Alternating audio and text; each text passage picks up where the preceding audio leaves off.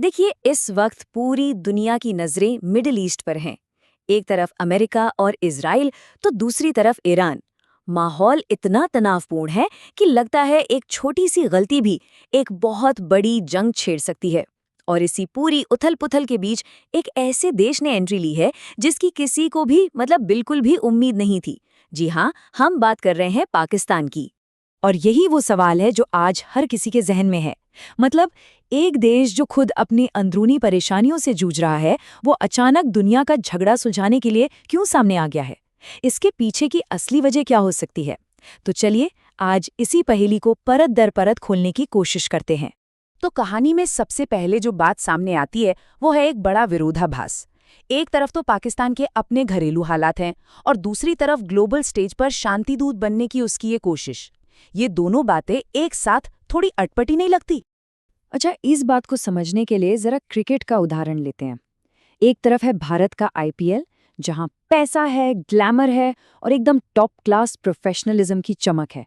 और दूसरी तरफ है पाकिस्तान का पीएसएल, जहां कई बार खिलाड़ियों की किट जैसी बेसिक चीजों को लेकर भी सवाल खड़े हो जाते हैं।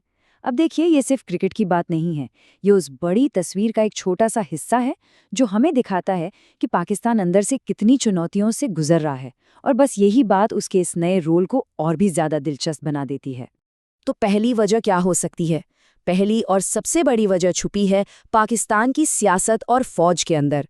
और ये मामला अब काफी हद तक पर्सनल हो चुका है, खासतौर पर आर्मी चीफ के लिए। जरा सोचिए, एक इफ्तार पार्टी चल रही है और देश के आर्मी चीफ जनरल असीम मुनीर एक शिया मौलवी से ये बात कह देते हैं।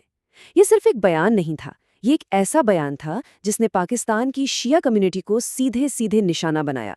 और इसके बाद जो हुआ, उसने इस्लामाबाद में बैठे बड़े बड़े लोगों की रातों की नींद उड़ा दी। इस एक बयान का असर ये हुआ कि देश की एक बड़ी शिया आबादी, जिनकी देशभक्ति पर सवाल उठाया गया था, वो बुरी तरह भड़क गई। सोशल मीडिया से लेकर सड़कों तक आर्मी चीफ की इमेज एक झटके में हीरो से विलन की बन गई। लेकिन सबसे बड़ा खतरा कहीं और से पैदा हो रहा था, और वो था खुद पाकिस्तानी फौज के अंदर से। फौज में लगभग 10 से 15% सैनिक शिया हैं। सोचिए, अगर उनमें बगावत की चिंगारी सुलग जाती तो क्या होता? तो अचानक ईरान के साथ तनाव कम करना सिर्फ एक डिप्लोमेटिक जरूरत नहीं रही, बल्कि आर्मी चीफ के लिए अपनी कुर्सी और फौज की एकता बचाने की एक पर्सनल मजबूरी बन गई। तो राजनीति अगर एक वजह थी, तो दूसरी वजह सीधे सीधे देश की अर्थव्यवस्था और आम लोगों की रोजी रोटी से जुड़ी है। और ये है पाकिस्तान का भयानक एनर्जी क्राइसिस, एक ऐसा संकट जो देश को लगभग घुटनों पर ले आया है। हालात इतने खराब हैं कि देश में एक तरह से अघोषित लॉकडाउन लगा हुआ है। दफ्तर बंद है, लोगों को घर से काम करने के लिए कहा जा रहा है, और पेट्रोल की कमी के चलते पीएसएल के मैचों पर भी असर पड़ रहा है। कारोबार ठप है और सड़कें सूनी। ये बिल्कुल किसी महामारी जैसा मंजर है, लेकिन इसकी वजह कोई वायरस नहीं, बल्कि एनर्जी की जबरदस्त कमी है। अब जरा सोचिए, ऐसे में अगर ईरान और इजराइल की लड़ाई और ज्यादा भड़कती है, तो तेल की कीमतें तो आसमान छूने लगेंगी। पाकिस्तान की जो अर्थव्यवस्था पहले से ही हाफ रही है, वो इस झटके को बिल्कुल भी बर्दाश्त नहीं कर पाएगी। इसीलिए शांति की कोशिश करना पाकिस्तान के लिए कोई चॉइस नहीं, बल्कि जिंदा रहने का सवाल बन गया है। और अब आते हैं तीसरी और शायद सबसे बड़ी मजबूरी पर। ये एक ऐसी दुविधा है जिसमें पाकिस्तान इस वक्त बुरी तरह से फंस चुका है।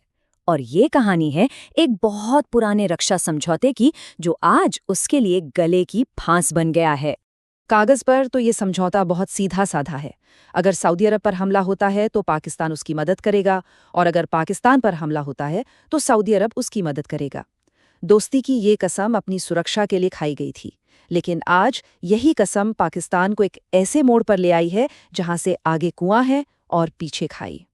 जरा इस चेन रिएक्शन को समझिए, जिससे पाकिस्तान को सबसे ज्यादा डर लग रहा है। पहला कदम, जंग में सऊदी अरब भी शामिल हो जाता है। दूसरा कदम, ईरान पलटवार करता है और सऊदी अरब पर हमला कर देता है। और फिर आता है तीसरा और सबसे खतरनाक कदम, वो रक्षा समझौता एक्टिवेट हो जाता है। इसका नतीजा क्या होगा? पाकिस्तान को न चाहते हुए भी अपने ही पड़ोसी देश ईरान के खिलाफ जंग में उतरना पड़ेगा। और ये वो तबाही है जिसे रोकने के लिए पाकिस्तान आज कुछ भी करने को तैयार है। तो जब हम इन तीनों वजहों को एक साथ जोड़कर देखते हैं, तो तस्वीर बिल्कुल साफ हो जाती है। पाकिस्तान का ये जो शांति मिशन है वो आखिर है क्या?